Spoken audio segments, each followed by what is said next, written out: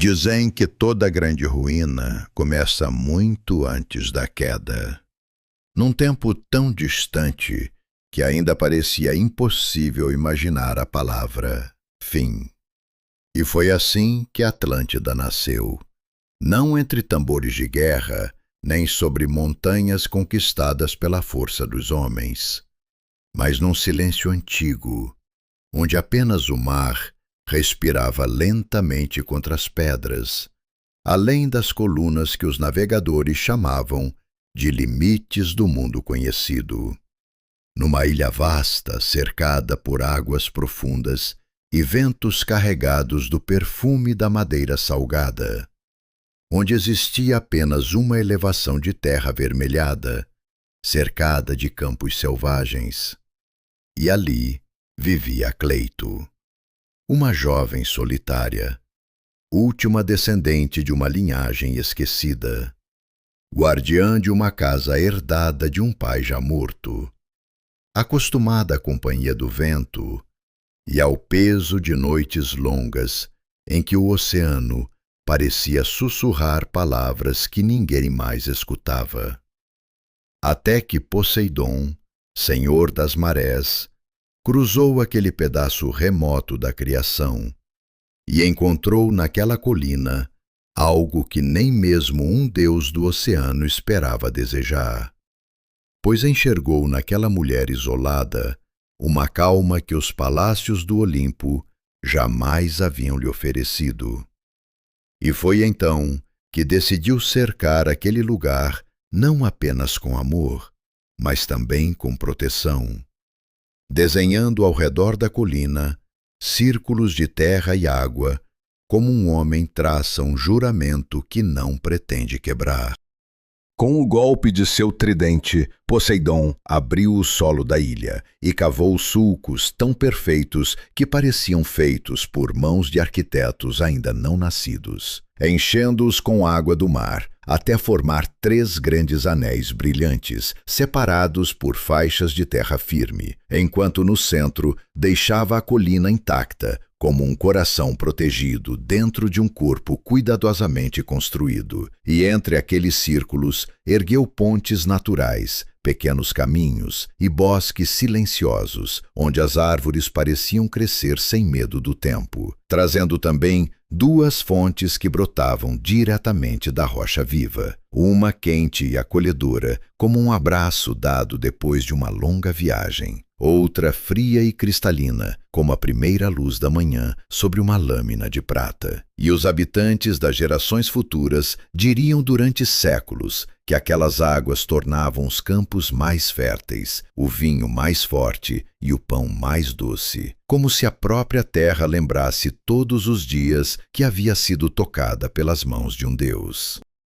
Da união entre Poseidon e Cleito nasceram 10 filhos, divididos em 5 pares de gêmeos, mas entre todos, um se destacava como uma estrela que já nasce sabendo onde deve brilhar, pois Atlas, o primogênito, possuía uma gravidade serena no olhar e uma voz capaz de fazer homens escutarem antes mesmo de compreenderem o motivo. E foi a ele que Poseidon entregou o domínio principal da ilha, nomeando-o soberano acima dos irmãos, e dando às águas ao redor o nome que atravessaria os séculos, Atlântico, enquanto os outros filhos recebiam regiões menores e o dever de manter fidelidade ao irmão mais velho, não como servos humilhados, mas como guardiões de uma ordem que deveria sobreviver aos humores dos homens, criando desde cedo uma estrutura baseada não apenas no poder, mas numa ideia de equilíbrio que transformaria Atlântida em algo muito mais raro do que um reino rico,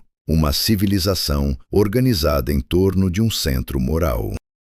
A ilha respondeu àquela ordem, uma abundância quase impossível de ignorar, pois os campos produziam trigo e cevada em quantidades tão generosas que o horizonte parecia mover-se ao ritmo do vento sobre mares dourados. Vinhas cresciam pesadas de frutos, Figueiras e oliveiras multiplicavam-se em encostas banhadas pelo sol, enquanto florestas forneciam madeira reta o bastante para sustentar telhados imensos e barcos resistentes. Animais percorriam os campos sem dificuldade, e rios desciam das partes mais altas, irrigando naturalmente as terras cultivadas, fazendo com que os primeiros habitantes aprendessem cedo uma verdade que moldaria toda a sua identidade. Não era necessário conquistar o mundo quando a própria terra já oferecia quase tudo. E por muitos anos, os filhos de Poseidon viveram como administradores prudentes daquele presente, construindo primeiro em madeira, depois em pedra, apenas quando necessário, atravessando os canais em pequenas embarcações simples, preferindo templos modestos a palácios grandiosos, e lembrando-se constantemente de que a força de uma cidade não nasce do ouro que ela possui, mas daquilo que ela escolhe proteger. No centro da ilha, junto à colina sagrada, surgiu o primeiro recinto dedicado a Poseidon e Cleito. Ainda simples, sem ouro nas paredes ou metais brilhando ao sol, mas cheio de oferendas feitas por mãos sinceras, tigelas cuidadosamente esculpidas, pequenos objetos trabalhados por artesãos locais e pedaços de um metal vermelho raro retirado das profundezas da ilha, um material que parecia guardar dentro de si o brilho constante de brasas escondidas e que mais tarde receberia o nome de oricalco, tornando-se símbolo da riqueza atlante, embora naquele começo servisse apenas como lembrança silenciosa de que até mesmo os maiores impérios nascem de pequenos gestos repetidos com paciência. Enquanto Atlas observava mapas desenhados sobre tábuas de madeira e aprendia, ainda jovem, a difícil arte de governar sem destruir aquilo que fazia sua terra merecer ser governada. Porque ali, entre anéis de água, fontes sagradas e campos generosos, começava a surgir uma cidade que ainda não conhecia orgulho. E talvez justamente por isso estivesse mais próxima dos deuses do que jamais voltaria a estar. Atlas entrou na idade do governo da mesma forma que o sol atravessa lentamente a névoa da manhã, sem precisar anunciar sua chegada, porque desde cedo os homens haviam aprendido a olhar para ele não apenas como filho de Poseidon, mas como alguém capaz de transformar abundância em estabilidade e riqueza em propósito. E quando finalmente assumiu o lugar principal entre os irmãos, reuniu-os na colina central, diante das águas circulares que protegiam a cidade, e lembrou-lhes algo que já sabiam, mas que precisava ser repetido para permanecer vivo. Cada um governaria sua própria parte da ilha, cada um cuidaria dos campos, portos e povoados sob sua responsabilidade, mas todos permaneceriam ligados ao centro, como rios retornam inevitavelmente ao mar, prestando tributo, resolvendo disputas diante dos deuses e aceitando que nenhuma ambição individual deveria crescer acima da paz do conjunto, pois um reino dividido pelo orgulho acabaria cedo ou tarde alimentando sua própria ruína, e assim nasceu uma forma de governo que não dependia apenas da força das armas, mas da disciplina silenciosa de homens que aprendiam a limitar a si mesmos. A cidade começou então a crescer ao redor dos anéis, não como um amontoado caótico de casas erguidas pela urgência, mas como uma obra paciente que parecia obedecer a uma lógica invisível já presente no desenho da própria ilha. Pois Atlas ordenou que pontes fossem construídas sobre os canais mais estreitos para facilitar a passagem de animais, mercadores e trabalhadores, enquanto um grande canal reto ligava o anel exterior diretamente ao oceano aberto, permitindo que embarcações maiores encontrassem abrigo longe das ondas violentas. E os homens encarregados daquela tarefa aprenderam cedo a linguagem do barro, da profundidade e das correntes, removendo os sedimentos, reforçando margens e estudando o movimento das águas, como se a cidade respirasse através daquele sistema cuidadosamente mantido, fazendo do porto não apenas uma entrada comercial, mas uma espécie de coração marítimo que pulsava ao ritmo das marés e sustentava toda a vida atlante. Pouco a pouco, pedra substituiu madeira, mas Atlas recusava excessos desnecessários, exigindo que tudo servisse primeiro a uma função, antes de tornar-se belo. E foi assim que pedreiras próximas começaram a fornecer rochas de 3 tonalidades, branca, vermelha e negra, usadas de forma tão harmoniosa que até viajantes estrangeiros se surpreendiam ao perceber que nada parecia ter sido colocado ao acaso, enquanto artesãos descobriam maneiras de utilizar o misterioso oricalco encontrado nas profundezas da ilha, revestindo detalhes de templos, ferramentas cerimoniais e objetos de valor com um brilho avermelhado que não enferrujava ao contato com o sal do oceano, transformando aquele metal em símbolo de permanência e prestígio. Embora Atlas insistisse que a verdadeira grandeza da cidade não estaria no brilho das paredes, mas na firmeza das leis, capazes de sobreviver quando a fortuna resolvesse mudar de humor. No centro do anel mais interno, ergueu-se então o grande templo dedicado a Poseidon e Cleito. Não ainda como monumento arrogante, mas como lugar onde memória e autoridade se encontravam. E ali foi colocada uma coluna revestida de oricalco, onde estavam gravadas as leis fundamentais da ilha, diante da qual os 10 reis se reuniam em ciclos regulares, usando coroas simples, feitas de ramos colhidos do bosque sagrado, realizando antigos juramentos diante de um touro caçado dentro do recinto, como lembrança de que o poder deveria continuar ligado ao esforço, à coragem e ao sangue derramado honestamente, pois ninguém podia governar um povo apenas herdando títulos, sem também aceitar o peso das responsabilidades. E os juramentos pronunciados naquele espaço tinham força suficiente para lembrar, até aos homens mais ambiciosos, que uma cidade só permanece forte quando os governantes temem mais a desonra do que a pobreza.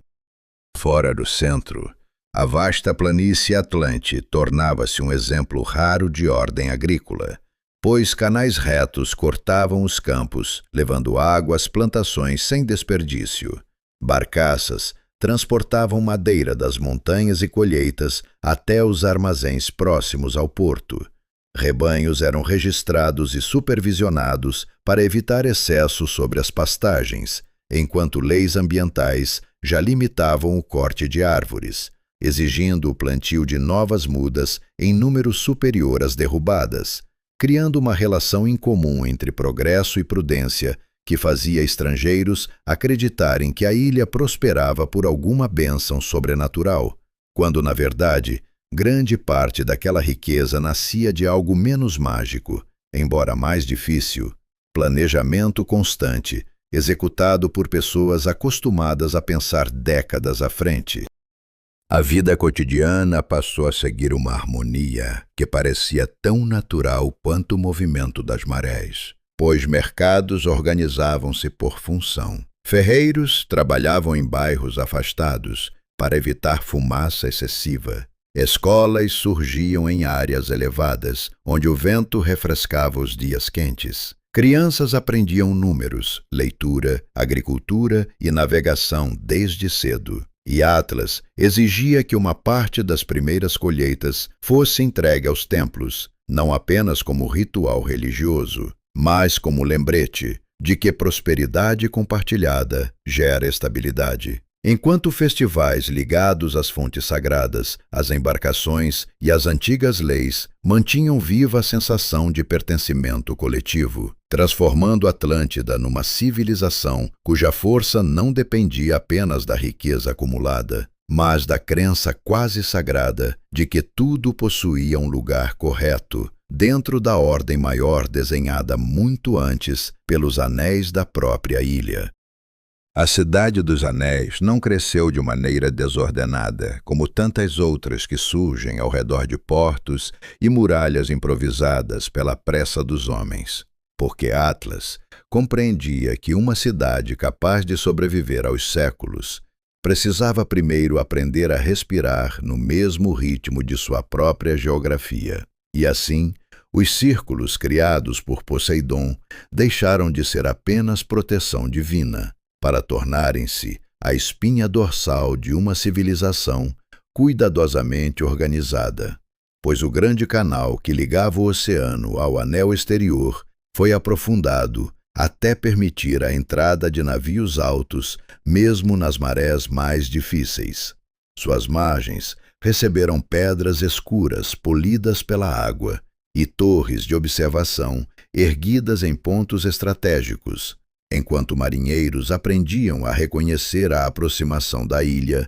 ainda antes de avistarem suas muralhas, orientando-se pelas colunas de fumaça dos estaleiros, pelo reflexo metálico que brilhava ao sol e pelo silêncio incomum de um porto onde tudo parecia funcionar como parte de uma engrenagem invisível. As 3 muralhas principais começaram então a definir a identidade visual de Atlântida, cada uma revestida por materiais diferentes que transformavam a cidade numa visão quase impossível de esquecer para qualquer viajante que cruzasse aquelas águas, pois a muralha exterior era coberta por placas de bronze cuidadosamente encaixadas que refletiam a luz da manhã como brasas suaves espalhadas sobre pedra. A segunda brilhava com estanho claro, que mudava de tom conforme o céu e o clima, enquanto a muralha interior recebia o precioso oricalco, cujo vermelho metálico parecia guardar dentro de si o brilho permanente do entardecer, fazendo muitos visitantes acreditarem que a cidade inteira ardia lentamente sob o sol poente, embora os habitantes já estivessem acostumados àquela beleza e falassem dela da mesma forma simples com que um homem menciona uma montanha que vê desde a infância, porque a grandeza constante tem o estranho hábito de transformar o extraordinário em rotina. Dentro dos anéis, ruas largas e curvas suaves conduziam naturalmente homens, animais e mercadorias, sem criar confusão, pois Atlas exigira que a cidade fosse pensada não apenas para impressionar, mas para servir, fazendo com que mercados, oficinas, escolas, residências e armazéns fossem distribuídos segundo a lógica do trabalho diário, enquanto sistemas de drenagem subterrânea transportavam rapidamente a água das tempestades até o mar, impedindo inundações e mantendo o ar limpo, mesmo durante longos períodos de chuva. E viajantes estrangeiros frequentemente comentavam que caminhar por Atlântida produzia uma sensação difícil de explicar, como se a cidade antecipasse silenciosamente cada necessidade antes mesmo que ela surgisse, permitindo que um homem encontrasse caminhos, serviços e abrigo quase sem esforço, porque ali a ordem urbana não era imposição severa, mas um hábito cuidadosamente ensinado pela própria forma da cidade. No centro do anel mais interno, erguia-se o grande templo dedicado a Poseidon e Cleito,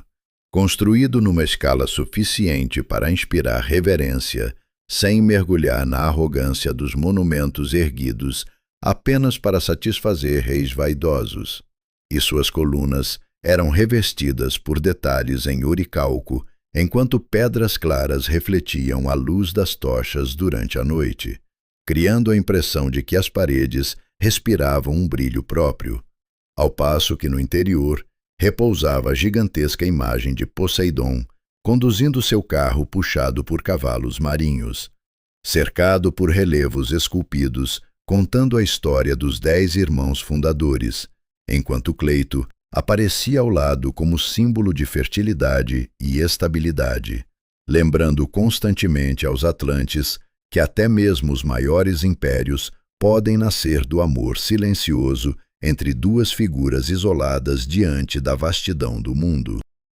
Ao redor do templo desenvolveu-se também o distrito palaciano. Embora os reis insistissem em preservar certa moderação herdada dos primeiros tempos, construindo longos salões para julgamentos, assembleias e banquetes públicos, sem transformar suas residências em fortalezas extravagantes, pois acreditavam que a verdadeira segurança da cidade vinha menos de paredes grossas do que da lealdade entre irmãos, da prontidão militar e do respeito às leis gravadas na coluna sagrada. E por isso mesmo, os palácios permaneciam próximos do templo, como se os governantes precisassem recordar diariamente que nenhum poder estava acima da memória daqueles juramentos antigos, pronunciados diante dos deuses e da própria consciência.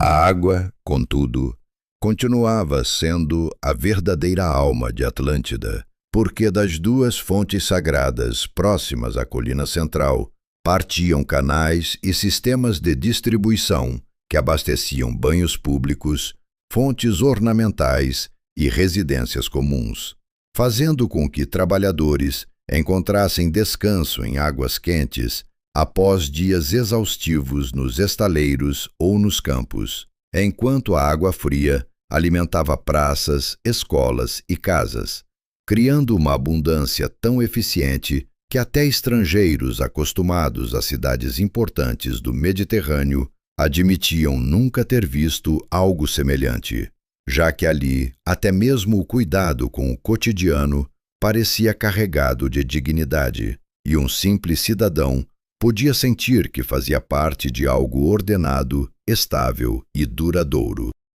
Na região próxima ao anel exterior, os estaleiros transformaram-se num dos maiores símbolos do poder atlante, onde navios eram protegidos em galpões escavados diretamente na pedra para evitar o desgaste provocado pela maresia. Cordas eram fabricadas em longas oficinas abertas ao vento. Velas, cuidadosamente dobradas, aguardavam novas viagens, e carpinteiros mantinham registros precisos sobre madeira disponível, reparos pendentes e embarcações prontas para partir, criando uma disciplina marítima tão refinada que o porto parecia menos um simples espaço comercial e mais um organismo vivo, onde centenas de pequenas tarefas, repetidas diariamente com paciência quase religiosa, sustentavam silenciosamente a prosperidade inteira da ilha.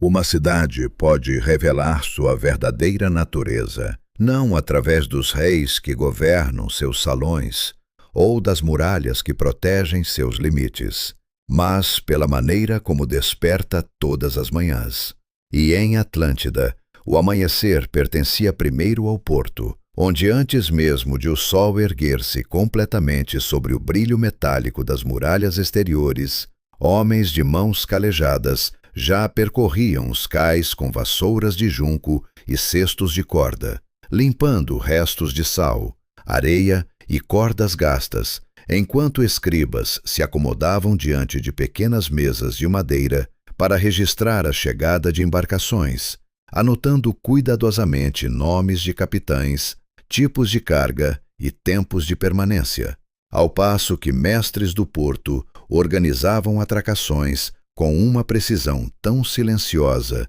que mesmo estrangeiros acostumados ao caos de mercados marítimos percebiam algo incomum naquela cidade, pois ali ninguém parecia correr, apesar de tudo mover-se depressa, como se a própria ordem tivesse aprendido a caminhar sem precisar levantar a voz.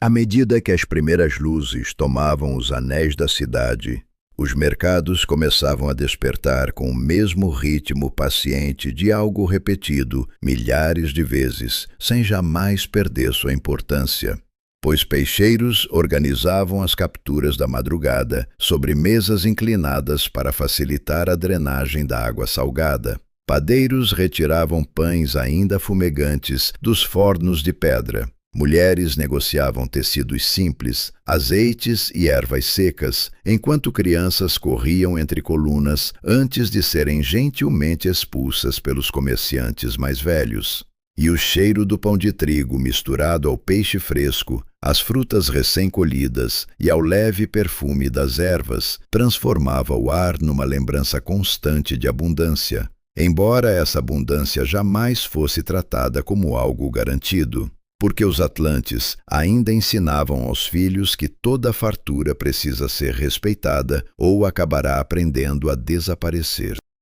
Nas oficinas espalhadas pelas zonas destinadas aos ofícios, ferreiros iniciavam seus trabalhos muito antes do calor do dia tornar-se pesado, acendendo fornalhas cujo brilho avermelhado refletia discretamente o famoso oricalco usado em pequenas ferramentas, joias e detalhes cotidianos, enquanto oleiros moldavam vasos destinados aos mercados e aos navios. Carpinteiros davam forma a remos, vigas e móveis simples. Tecelões trabalhavam tecidos destinados tanto ao uso diário quanto às velas das embarcações. E cada profissão parecia carregar consigo não apenas um valor econômico, mas também uma espécie de dignidade silenciosa, porque em Atlântida um homem era respeitado menos pela riqueza que acumulava, do que pela habilidade com que executava aquilo que havia aprendido a fazer bem.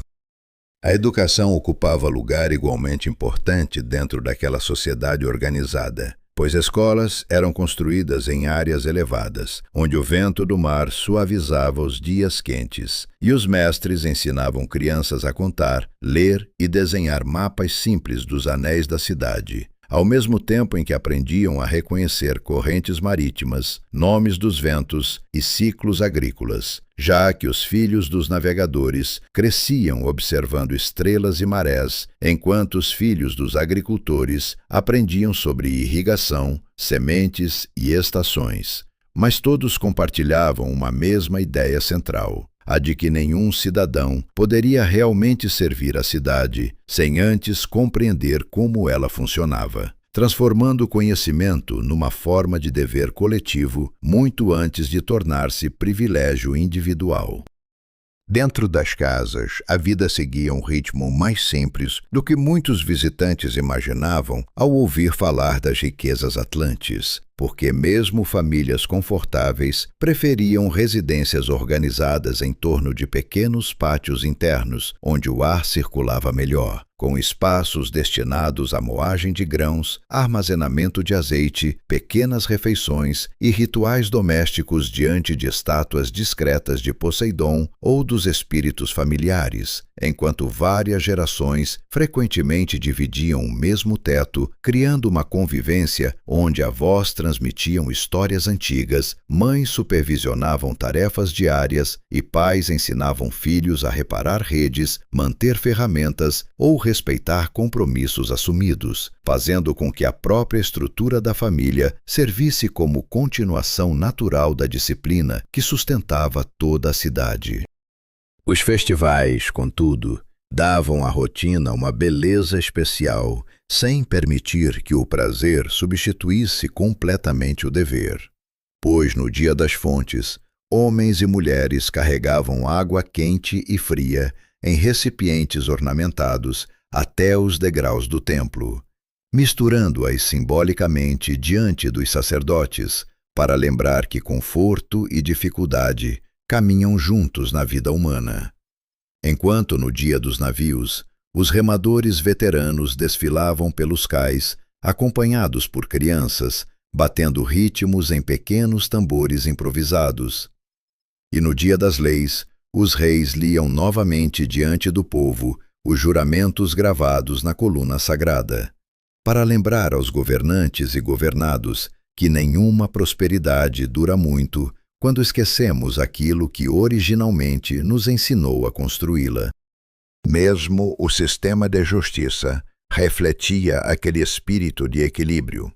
porque disputas eram resolvidas em longos salões cobertos, próximos ao centro da cidade, onde juízes escolhidos pela reputação de integridade ouviam comerciantes, trabalhadores e famílias antes de aplicar multas, trabalhos públicos ou, nos casos mais graves, o exílio. Punição considerada tão severa que muitos preferiam pagar grandes dívidas a serem expulsos dos anéis que organizavam toda a sua existência. Pois perder Atlântida significava perder também o ritmo da vida que tornava o mundo compreensível. E talvez fosse justamente isso que tornava aquela civilização tão forte nos seus melhores anos. A sensação compartilhada de que viver ali não representava apenas morar numa cidade rica, mas fazer parte de algo maior, estável e quase eterno. Como se o próprio tempo houvesse aprendido a caminhar mais devagar dentro dos círculos protegidos pelo mar. Os anos de estabilidade fizeram com que Atlântida alcançasse algo raro entre as grandes civilizações do mundo antigo, porque sua riqueza parecia crescer sem violência aparente, como uma árvore alimentada por raízes profundas que ninguém mais conseguia enxergar. E assim, os armazéns próximos ao anel exterior começaram a transbordar de trigo, azeite, vinho e madeira trabalhada, enquanto os mercados se enchiam de mercadorias vindas de terras tão distantes que muitos cidadãos jamais veriam pessoalmente os lugares de onde aquelas coisas haviam partido, pois âmbar chegava das costas frias do norte. Tecidos leves e perfumes atravessavam rotas do leste. Metais valiosos surgiam em comboios marítimos cuidadosamente registrados pelos escribas do porto, ao passo que Atlântida enviava em troca navios resistentes, ferramentas refinadas, produtos agrícolas abundantes e, sobretudo, algo ainda mais precioso para comerciantes cansados das incertezas do oceano: a promessa de segurança garantida por uma cidade cuja palavra parecia valer tanto quanto ouro.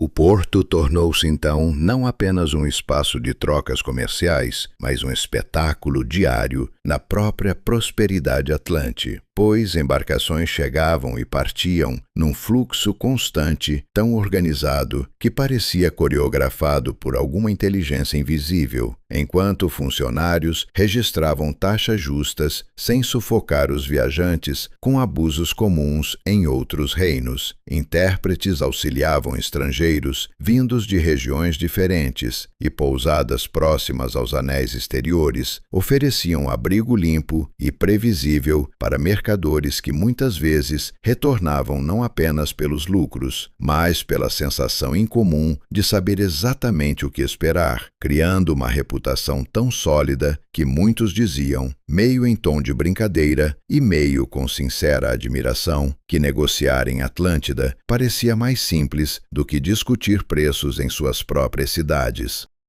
A Marinha Atlante cresceu junto com essa prosperidade, embora, durante muito tempo, ainda conservasse um espírito defensivo e disciplinado herdado das gerações fundadoras, pois os estaleiros multiplicaram sua produção sem abandonar os registros detalhados sobre materiais, tripulações e manutenção, enquanto mestres navais ensinavam jovens marinheiros a sincronizar remos, reconhecer ventos perigosos e reparar danos antes que pequenas falhas se transformassem em tragédias no mar aberto.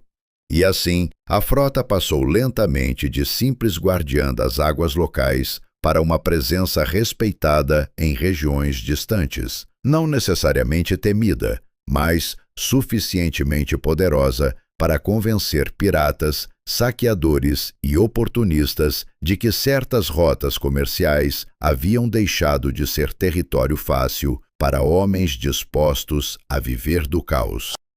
Dentro da ilha, os efeitos daquela riqueza espalhavam-se por diferentes camadas da sociedade, sem ainda produzir grandes rupturas, porque agricultores continuavam recebendo apoio para ampliar terraços e sistemas de irrigação. Artesãos eram frequentemente reconhecidos em cerimônias públicas, quando encontravam novas soluções para problemas antigos. Construtores recebiam materiais melhores para obras coletivas e até mesmo trabalhadores comuns percebiam melhorias discretas na qualidade da vida diária, já que fontes públicas eram ampliadas, estradas reparadas com mais frequência e depósitos de alimentos mantidos sempre abastecidos contra tempos difíceis, fazendo muitos atlantes acreditarem sinceramente que haviam descoberto uma fórmula permanente capaz de impedir que a fome, a guerra ou o colapso algum dia cruzassem os limites dos anéis protegidos pelo oceano.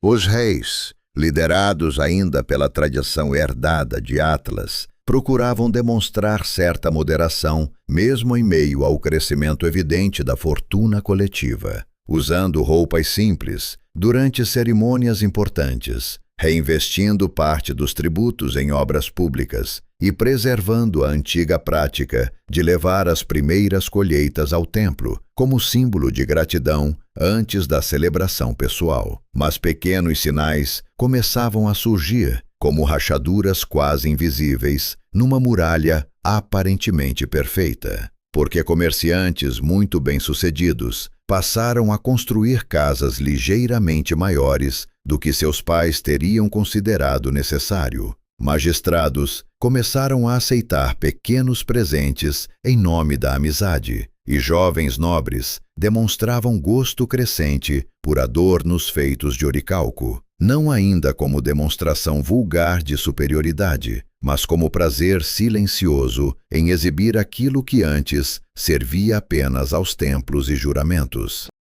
Nos festivais também surgiam mudanças tão discretas que poucos perceberam sua importância naquele momento, pois banquetes tornavam-se um pouco mais longos, músicos eram convidados a permanecer até mais tarde e alguns anfitriões começaram a medir prestígio não pela sabedoria das conversas, mas pela raridade dos pratos servidos, enquanto vinhos importados passavam a dividir espaço com as bebidas locais, e certos reis aceitavam presentes estrangeiros de valor maior do que antigamente considerariam prudente, ainda que continuassem repetindo os antigos discursos sobre moderação e dever, criando uma distância quase imperceptível entre aquilo que a cidade dizia admirar e aquilo que lentamente começava a desejar. Mesmo assim, aos olhos de qualquer observador externo, Atlântida parecia ter alcançado o auge de tudo que uma civilização poderia desejar, porque suas leis ainda funcionavam, os mercados prosperavam, as muralhas brilhavam ao pôr do sol, como se guardassem fogo dentro da pedra. Os templos permaneciam reverenciados e a marinha garantia paz às rotas comerciais, fazendo parecer impossível imaginar que tamanho equilíbrio pudesse algum dia vacilar, embora seja justamente nos períodos em que uma cidade acredita ter finalmente vencido a instabilidade do mundo que o perigo costuma aprender a caminhar sem fazer barulho, escondendo-se não em guerras abertas, nem em desastres repentinos, mas na lenta transformação dos desejos humanos, que quase sempre mudam antes mesmo de percebermos que já não somos exatamente quem costumávamos ser.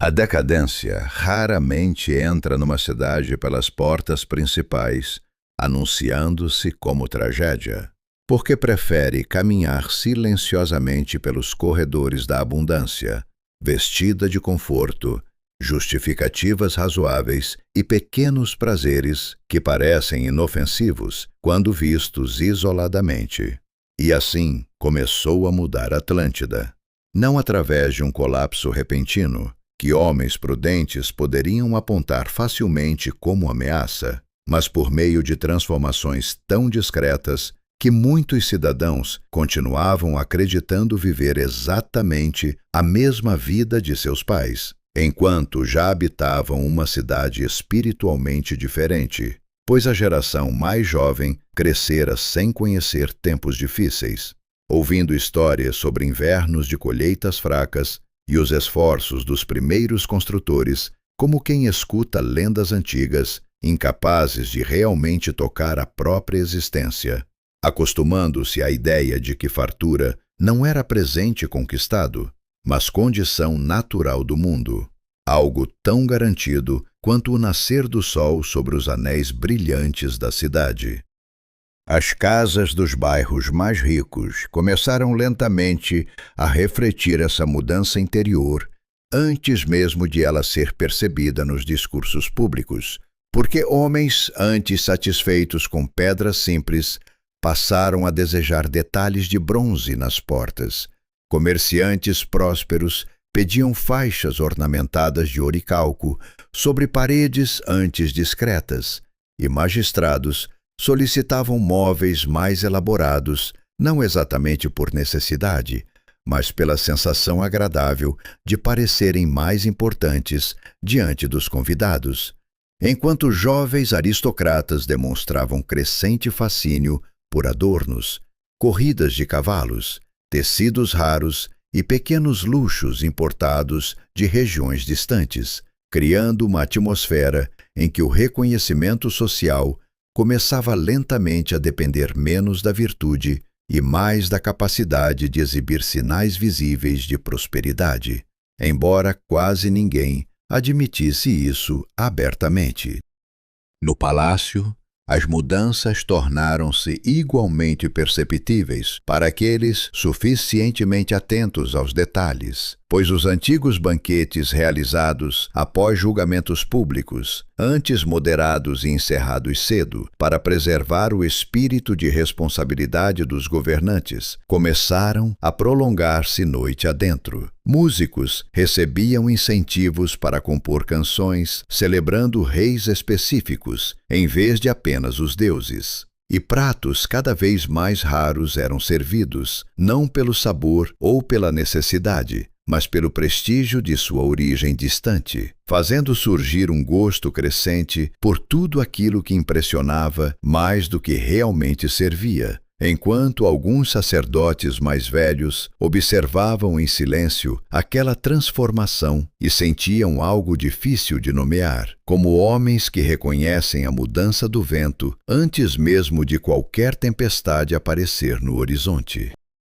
Até os antigos juramentos começaram a perder discretamente parte de sua força moral, porque, embora os reis continuassem reunindo-se diante da coluna sagrada para repetir as palavras herdadas dos fundadores, o ritual já não carregava o mesmo peso interior dos primeiros tempos, e touros, antes caçados como prova real de coragem, passaram gradualmente a ser selecionados e preparados antecipadamente para facilitar as cerimônias, permitindo que certos governantes atravessassem os ritos sem suor, medo ou dificuldade verdadeira, enquanto velhos homens que ainda lembravam das primeiras gerações murmuravam entre si que símbolos só permanecem vivos quando continuam exigindo algo de quem os pratica, pois até mesmo a fé pode tornar-se vazia quando perde o preço do esforço.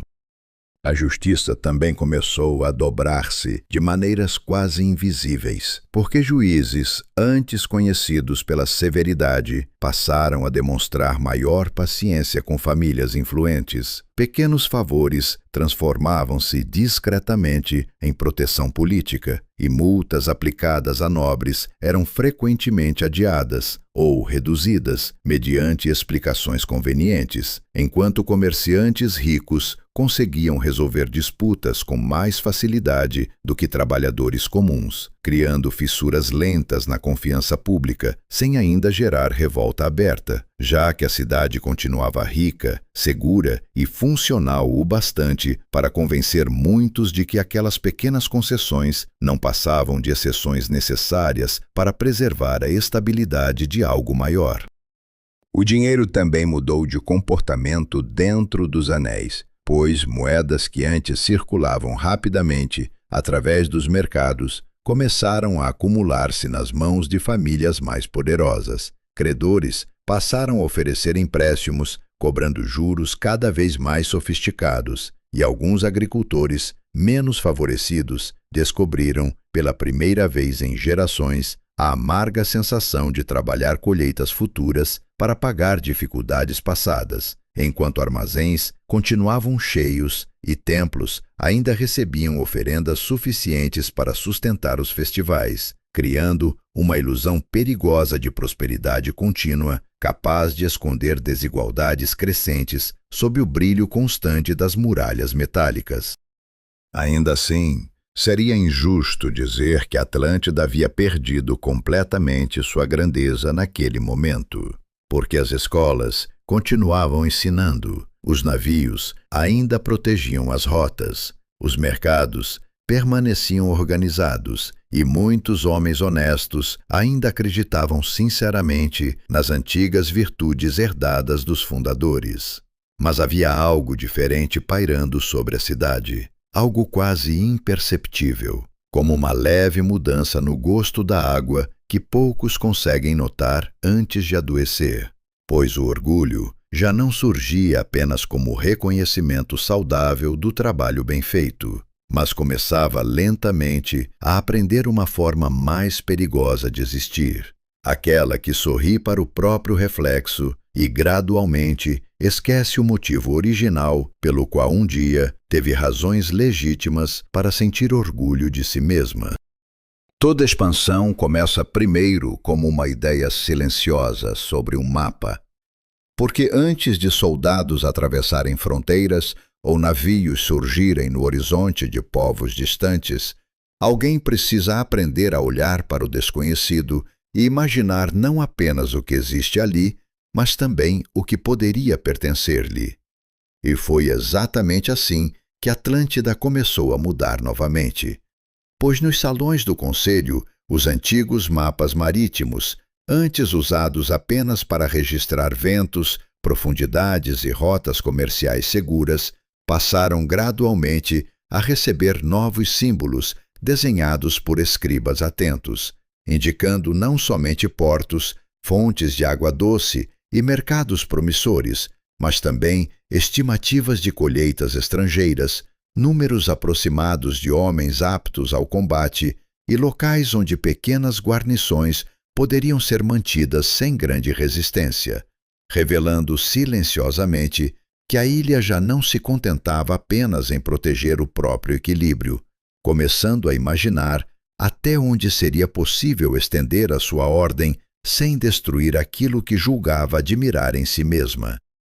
Os conselhos dos reis tornaram-se mais longos e frequentes, muitas vezes atravessando a noite enquanto governantes discutiam relatos enviados por capitães, governadores provinciais e comerciantes experientes que retornavam de terras cada vez mais distantes, trazendo notícias sobre disputas locais, pirataria crescente e portos divididos entre alianças frágeis, e aos poucos, uma nova linguagem começou a surgir dentro daqueles salões, porque palavras como proteção, estabilidade e cooperação passaram discretamente a significar algo mais ambicioso do que simples amizade comercial, sugerindo que talvez fosse dever de Atlântida levar sua organização superior a regiões menos estáveis, como se uma cidade acostumada à eficiência pudesse realmente acreditar que disciplina suficiente seria capaz de corrigir as imperfeições do restante do mundo. A Marinha foi a primeira a sentir concretamente essa transformação, pois os estaleiros passaram a trabalhar em ritmo mais intenso, novas embarcações começaram a ser planejadas com foco não apenas em defesa, mas também em longas campanhas marítimas. Mestres navais revisavam listas de tripulações com rigor crescente e capitães eram incentivados a estudar portos estrangeiros de forma mais detalhada, enquanto depósitos de suprimentos surgiam discretamente em rotas estratégicas e pequenas fortalezas comerciais eram construídas sob o pretexto de proteger caravanas marítimas, criando uma presença atlante constante em regiões que antes apenas recebiam visitas ocasionais, embora dentro da ilha muitos ainda enxergassem tudo aquilo apenas como consequência natural do sucesso comercial. Os primeiros acordos diplomáticos refletiram exatamente essa ambiguidade moral. porque cidades menores, cansadas de ataques de piratas ou disputas comerciais violentas, aceitavam facilmente tratados que prometiam patrulhas marítimas, arbitragem de conflitos e acesso preferencial aos mercados atlantes. Mas esses mesmos acordos frequentemente vinham acompanhados de tributos discretos, presença militar permanente e influência crescente sobre decisões locais, fazendo com que governantes estrangeiros lentamente passassem a depender da proteção da ilha, enquanto perdiam, quase sem perceber, parte de sua autonomia, criando um tipo de domínio tão gradual que muitos sequer sabiam exatamente quando haviam deixado de negociar como parceiros para começar a obedecer como dependentes. Dentro de Atlântida, a expansão era cuidadosamente apresentada ao povo como responsabilidade moral, mais do que ambição política, pois sacerdotes falavam sobre o dever de espalhar estabilidade às regiões desordenadas. Mercadores celebravam novas oportunidades econômicas e governantes insistiam que fortalecer rotas marítimas significava garantir alimento, segurança e prosperidade para todos, enquanto a Marinha era retratada menos como força de conquista e mais como guardiã dos mares. Embora alguns homens mais velhos, especialmente entre os veteranos da administração antiga, observassem com certo desconforto a velocidade das mudanças, lembrando discretamente que os fundadores haviam construído uma cidade para permanecer inteira, não necessariamente para crescer além de si mesma.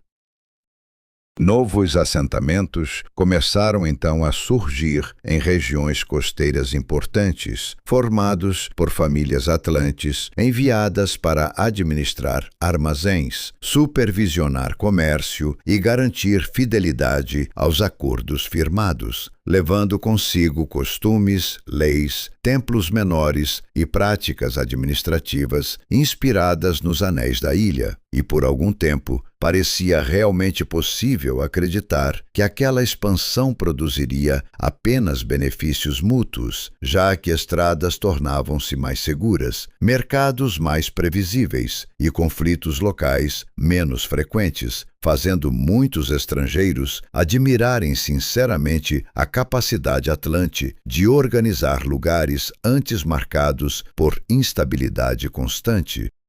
Ainda assim, havia algo novo crescendo sob a superfície daquela aparente harmonia, porque mapas continuavam expandindo-se, guarnições aumentavam, rotas comerciais tornavam-se dependentes demais da proteção atlante, e decisões, antes tomadas livremente por cidades independentes, começavam a ser influenciadas por interesses vindos da ilha, enquanto dentro dos palácios os reis aprendiam lentamente a perigosa sensação de ver planos distantes funcionando exatamente como imaginavam, esquecendo pouco a pouco que poder excessivamente eficiente costuma criar a ilusão de inevitabilidade, e nada alimenta mais rapidamente a ambição humana do que a crença silenciosa de que o próprio sucesso já passou a significar destino.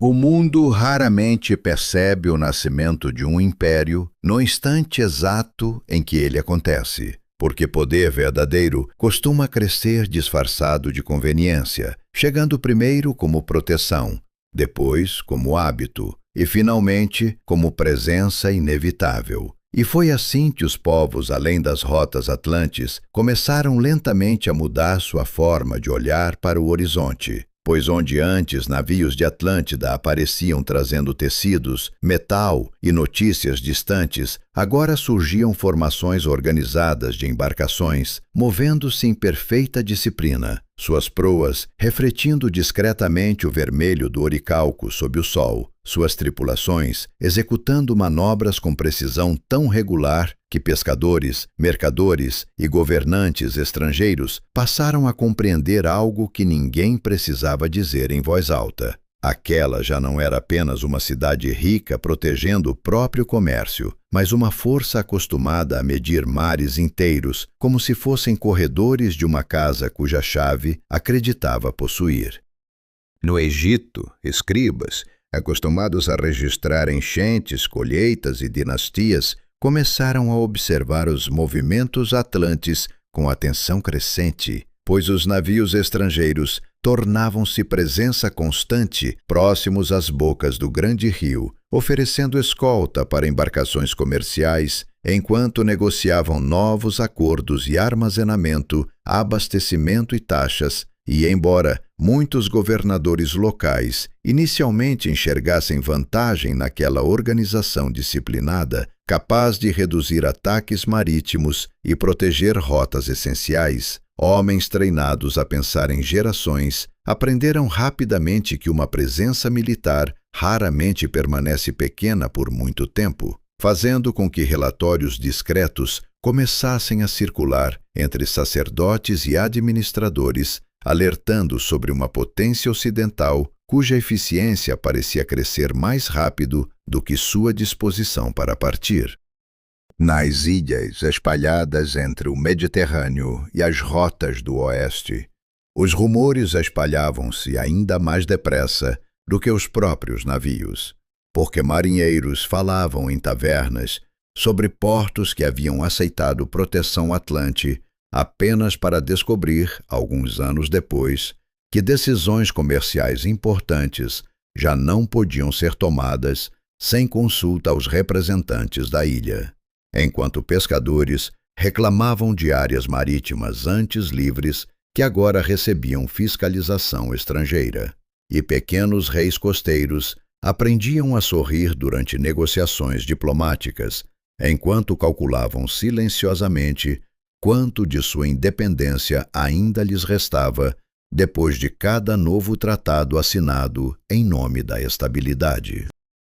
As cidades gregas mostravam-se divididas diante daquele avanço cuidadosamente organizado, pois algumas regiões enxergavam oportunidades comerciais valiosas numa parceria com uma potência disciplinada capaz de reduzir pirataria e organizar mercados, enquanto outras começavam a sentir desconforto diante do modo como Atlântida falava sobre ordem, usando um tom cada vez mais próximo do comando, fazendo com que filósofos, comerciantes e soldados debatessem longamente em praças e portos sobre o verdadeiro custo de uma paz garantida por forças externas. Porque todo povo habituado à própria liberdade aprende cedo que existe uma diferença sutil entre proteção voluntária e dependência confortável. Enquanto isso, dentro da própria Atlântida, os governantes continuavam justificando a expansão através da linguagem do dever, argumentando que uma civilização tão organizada não podia simplesmente ignorar o caos ao redor das rotas que sustentavam sua prosperidade, e sacerdotes mais jovens passaram inclusive a reinterpretar antigas tradições religiosas como sinal de uma missão maior concedida por Poseidon, sugerindo que talvez os anéis da cidade jamais tivessem sido criados apenas para proteger uma ilha isolada, mas para ensinar ao restante do mundo um modelo superior de convivência, ainda que sacerdotes mais velhos permanecessem desconfortáveis diante daquela crescente mistura entre fé sincera e conveniência política. A Marinha Atlante tornou-se então símbolo não apenas de segurança, mas de poder incontestável, pois navios patrulhavam rotas estratégicas, pequenas fortalezas costeiras recebiam guarnições permanentes e capitães estrangeiros começavam a adaptar horários, preços e decisões inteiras ao simples conhecimento de que embarcações atlantes poderiam aparecer a qualquer momento, criando uma espécie de autoridade invisível, sustentada menos pela violência direta e mais pela certeza de que desafiar aquela potência talvez custasse mais caro do que obedecê-la silenciosamente, ainda que muitos aceitassem essa realidade, acreditando tratar-se apenas de um período temporário necessário para preservar estabilidade. Mesmo assim, começaram a surgir sinais discretos de resistência, porque alguns portos recusavam novas taxas. Líderes locais reclamavam do peso crescente dos tributos e cidadãos comuns demonstravam desconforto diante da presença constante de soldados estrangeiros observando mercados, portões e armazéns, fazendo com que rumores sobre futuras revoltas começassem a circular junto às mesmas correntes marítimas que durante anos haviam carregado apenas mercadorias, enquanto em Atenas, cidade acostumada a discutir tudo, inclusive os próprios defeitos, muitos começaram a perceber algo inquietante. Atlântida já não estava apenas cruzando o mar, mas lentamente ensinando o mundo inteiro a temer a ideia de dizer não. A guerra raramente começa no instante em que os homens declaram sua chegada, porque antes disso existe sempre um período estranho em que tudo parece ainda pertencer ao velho mundo, enquanto já se move obedecendo às regras do novo. E em Atlântida, esse momento surgiu quando os grandes mapas do Conselho deixaram de mostrar apenas rotas comerciais para passarem a registrar números de soldados disponíveis, reservas de alimentos, profundidades estratégicas e tempos estimados de deslocamento, enquanto administradores do porto recebiam ordens mais rigorosas sobre abastecimento e capitães eram convocados com frequência crescente para reuniões fechadas, onde o tom das conversas mudava lentamente da proteção das rotas para a necessidade de garantir obediência aos acordos que sustentavam o império nascente, fazendo com que a cidade inteira começasse a mover-se num ritmo diferente, sem ainda admitir claramente para si mesma que já havia atravessado a fronteira invisível entre prosperidade organizada e ambição militar. Os estaleiros próximos ao anel exterior tornaram-se então o verdadeiro coração pulsante daquela transformação, pois embarcações eram retiradas das docas para inspeções minuciosas, remos substituídos por modelos mais resistentes, cascos reforçados para longas travessias e depósitos inteiros reorganizados para armazenar água, sal, azeite, carne preservada e peças sobressalentes suficientes para campanhas prolongadas, enquanto mestres navais treinavam remadores até que o som dos remos batendo juntos parecesse menos o trabalho de homens cansados e mais a respiração de um organismo único. E jovens soldados observavam fascinados a movimentação incessante, acreditando participar de algo grandioso, sem perceber ainda que toda máquina construída para mover-se com perfeição eventualmente procura uma direção onde descarregar o próprio peso.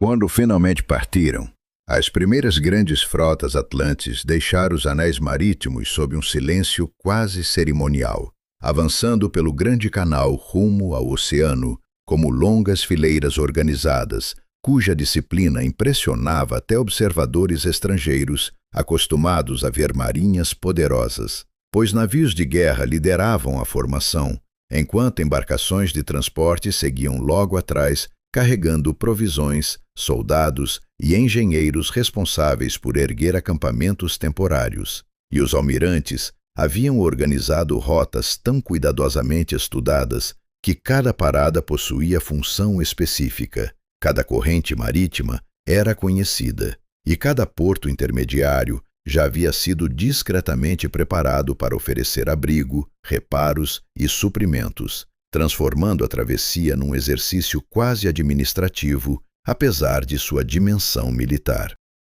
As primeiras regiões atingidas foram as zonas comerciais ligadas ao Grande Rio do Sul, onde a Atlântida já mantinha décadas de contato diplomático e econômico, permitindo que emissários desembarcassem inicialmente vestindo mantos discretos e falando sobre segurança marítima, estabilidade regional e benefícios mútuos, embora atrás dessas palavras repousasse a presença silenciosa de navios armados suficientes para tornar a negociação menos uma conversa entre iguais e mais uma escolha cuidadosamente limitada, fazendo com que governadores locais aceitassem acordos de ancoragem, tributos moderados e apoio logístico em troca da promessa de paz, enquanto o povo comum observava tudo aquilo sem revolta imediata, já que o domínio atlante ainda chegava acompanhado de comércio organizado, menos pirataria e promessas convincentes de prosperidade.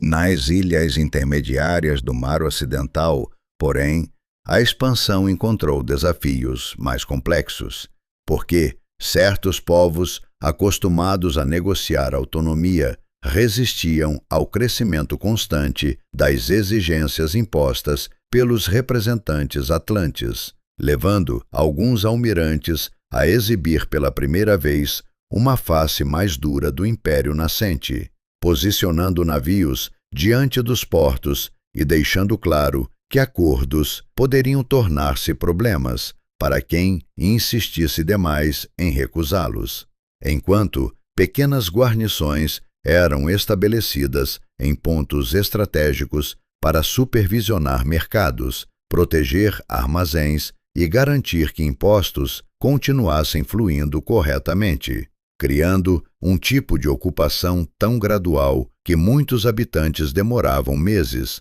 para perceber que suas cidades já não tomavam decisões completamente sozinhas.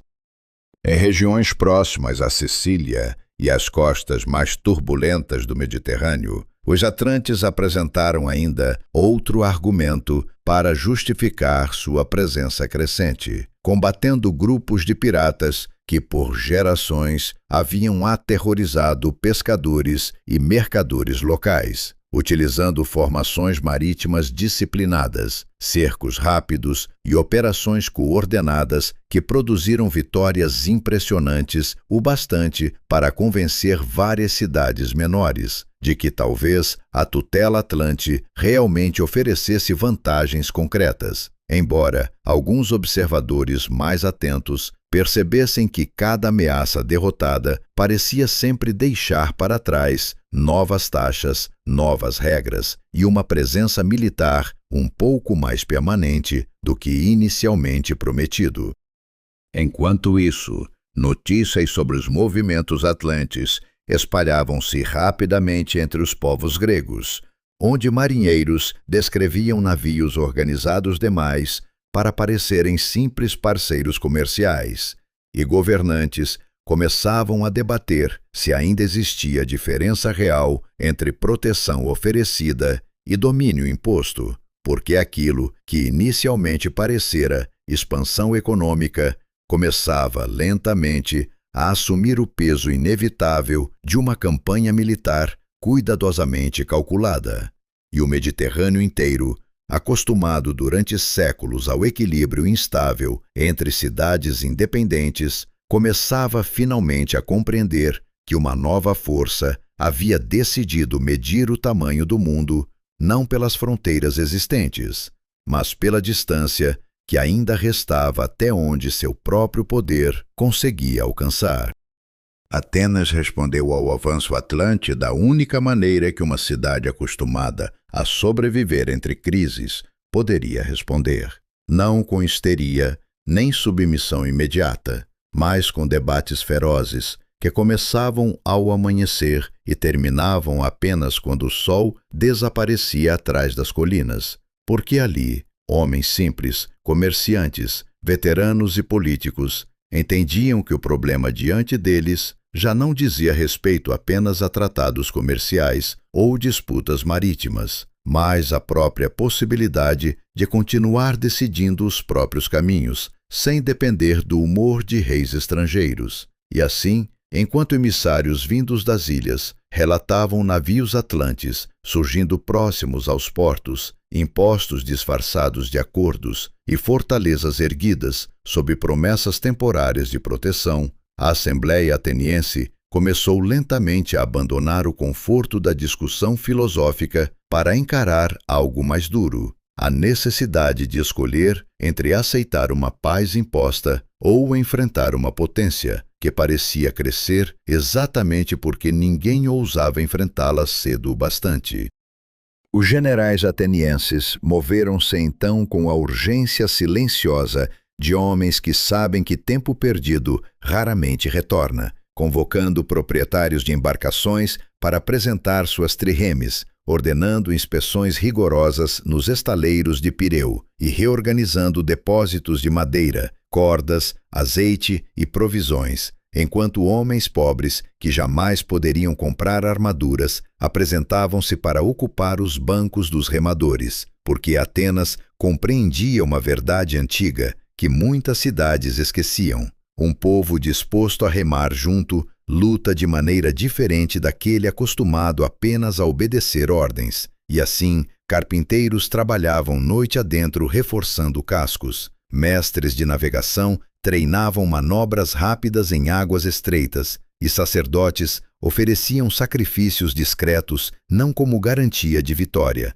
mas como lembrança de que coragem sem prudência costuma agradar mais aos mortos do que aos vivos. A primeira resposta ateniense concentrou-se num porto grego cercado pelas forças atlantes, depois de recusar novos impostos marítimos, pois os invasores haviam bloqueado cuidadosamente a entrada principal, acreditando que fome e medo resolveriam o conflito, sem necessidade de batalha aberta.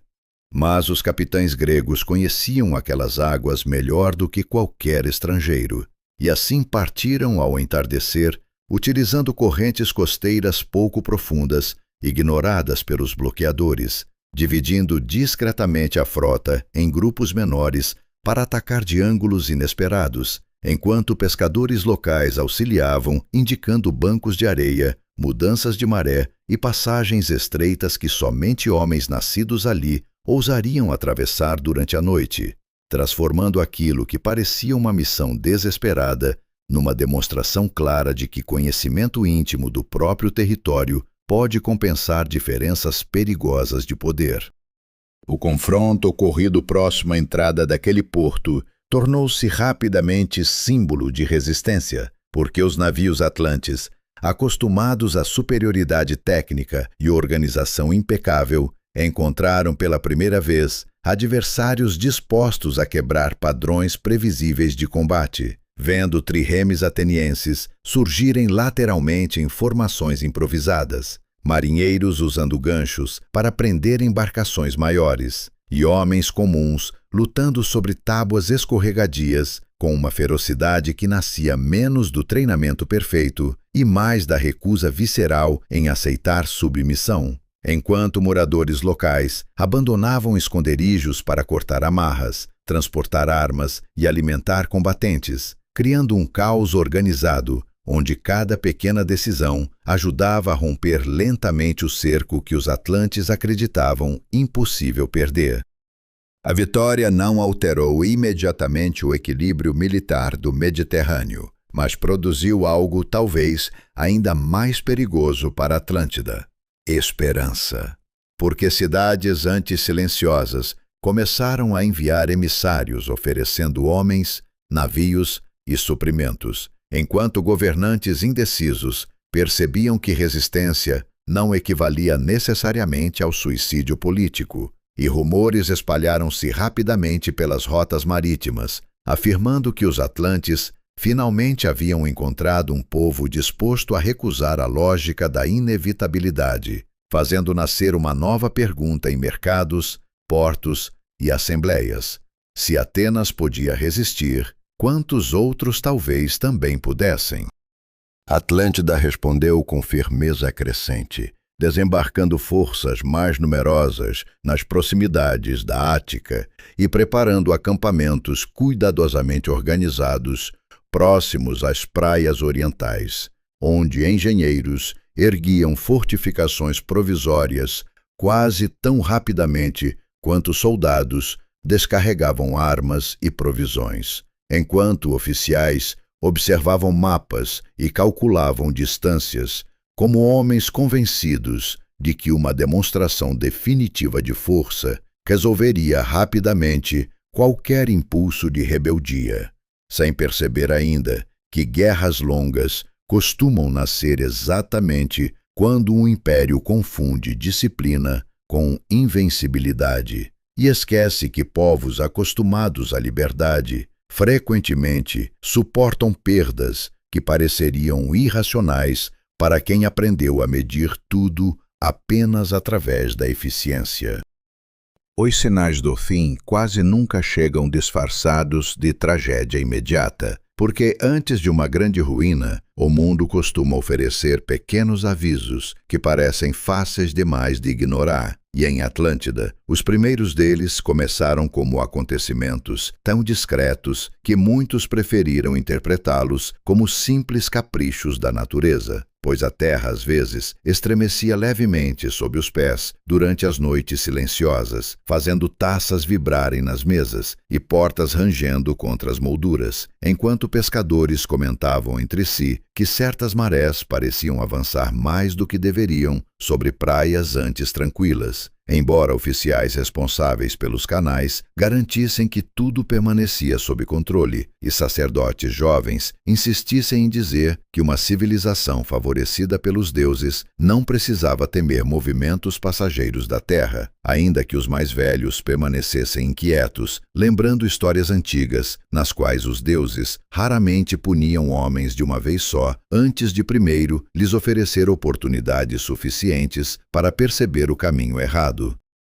Mesmo assim, enquanto os tremores discretos se repetiam e ventos incomuns alteravam temporariamente algumas rotas marítimas, a guerra seguia exigindo atenção maior do que qualquer superstição, pois os reis permaneciam concentrados em reforçar campanhas militares, administrar rebeliões nas províncias e responder ao crescimento da resistência grega, ao passo que os palácios continuavam oferecendo banquetes, os mercados ainda funcionavam com abundância e os templos permaneciam movimentados o bastante para convencer muitos cidadãos de que nenhum verdadeiro perigo poderia existir, enquanto os anéis brilhavam ao pôr do sol exatamente como sempre haviam brilhado, criando uma ilusão poderosa de permanência, que frequentemente acompanha civilizações acostumadas a sobreviver tempo suficiente para confundir estabilidade com imortalidade. Então vieram os sinais que já não podiam ser tratados apenas como coincidências, porque numa mesma estação, o mar recuou de certas praias de maneira estranha, antes de regressar violentamente horas depois. Rachaduras começaram a surgir em pontos antigos dos canais mais próximos à costa, e até mesmo as famosas fontes quente e fria próximas ao centro pareceram alterar discretamente seu fluxo, levando os sacerdotes mais antigos a pedirem cerimônias extraordinárias de purificação, enquanto alguns cidadãos passaram a murmurar, ainda em voz baixa, que talvez Poseidon estivesse lembrando aos filhos da ilha que o oceano nunca pertence verdadeiramente aos homens, por mais organizados, ricos ou disciplinados que eles aprendam a parecer. Na noite em que tudo começou a desmoronar, poucos imaginavam que estavam vivendo as últimas horas da cidade que seus antepassados haviam acreditado eterna, porque as ruas ainda carregavam movimento comum. Tavernas permaneciam abertas, crianças adormeciam dentro das casas e soldados regressavam cansados dos portos sem perceber qualquer diferença significativa, além de um vento pesado soprando vindo do mar. Até que pouco antes da madrugada, um tremor mais forte atravessou os anéis, como se algo gigantesco estivesse tentando mover-se sob a própria fundação da ilha, fazendo torres vibrarem, animais entrarem em pânico e pessoas despertarem abruptamente, enquanto gritos começavam a espalhar-se pelas ruas estreitas próximas aos canais. O primeiro grande abalo rompeu parte das muralhas externas e abriu rachaduras profundas no solo, fazendo pontes inclinarem perigosamente, enquanto templos e residências mais antigas começavam a desmoronar. Mas ainda assim, muitos acreditaram tratar-se apenas de um desastre do qual conseguiriam recuperar-se, como haviam feito após tempestades e dificuldades passadas, até que o oceano finalmente revelou toda a dimensão do horror, regressando sobre a ilha numa violência impossível de conter, porque enormes ondas avançaram através do canal principal e invadiram os anéis exteriores, carregando embarcações inteiras, pedras, madeira e homens, numa confusão tão brutal que ruas antes organizadas transformaram-se em rios de destruição, onde riqueza, títulos e disciplina já não significavam nada diante da força indiferente da água. O templo central permaneceu visível por algum tempo, entre fumaça, incêndios e gritos, enquanto sacerdotes tentavam organizar fugas, e famílias corriam desesperadamente, carregando crianças, alimentos e lembranças inúteis, contra um desastre impossível de negociar. Mas a própria terra parecia quebrar-se sob os pés da cidade, abrindo fendas, inclinando estruturas e fazendo partes inteiras dos anéis desaparecerem lentamente sob ondas sucessivas, até que o brilho do oricalco, orgulho silencioso de gerações, começou também a afundar junto às torres, mercados, palácios e muralhas, enquanto o oceano fechava-se sobre Atlântida, com a mesma paciência inevitável com que um dia havia cercado a ilha para protegê-la, transformando numa única noite aquilo que parecera destinado à eternidade, numa lembrança quebrada, levada pelas águas, e deixando para trás apenas sobreviventes dispersos, rumores fragmentados e uma pergunta que atravessaria séculos. Se até a Cidade dos Anéis podia desaparecer, o que exatamente os homens poderiam chamar de permanente?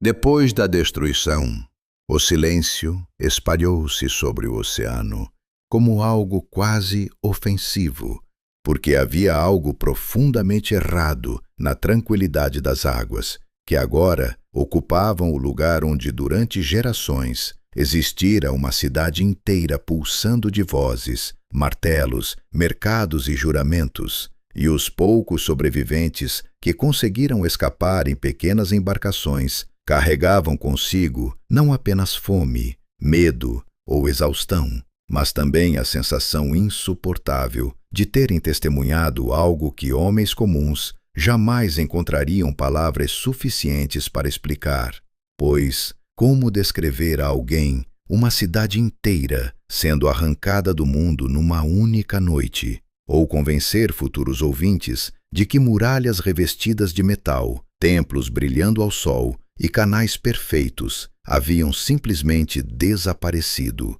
sob um mar que agora parecia calmo demais para admitir culpa, transformando os antigos filhos do Império numa multidão dispersa de narradores, cuja verdade soava exagerada até mesmo aos próprios ouvidos.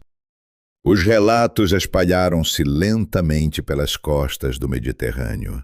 mudando de forma conforme atravessavam tavernas, portos, templos e mercados.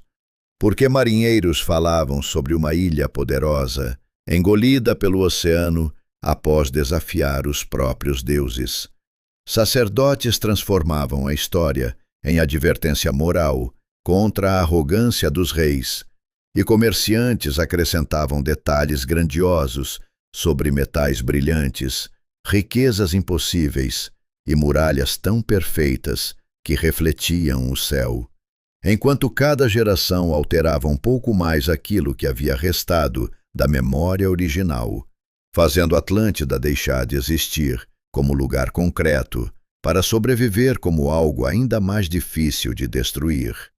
Um aviso alojado na imaginação humana, repetido sempre que uma cidade parecia crescer depressa demais, ou um governante começava a acreditar excessivamente na própria permanência.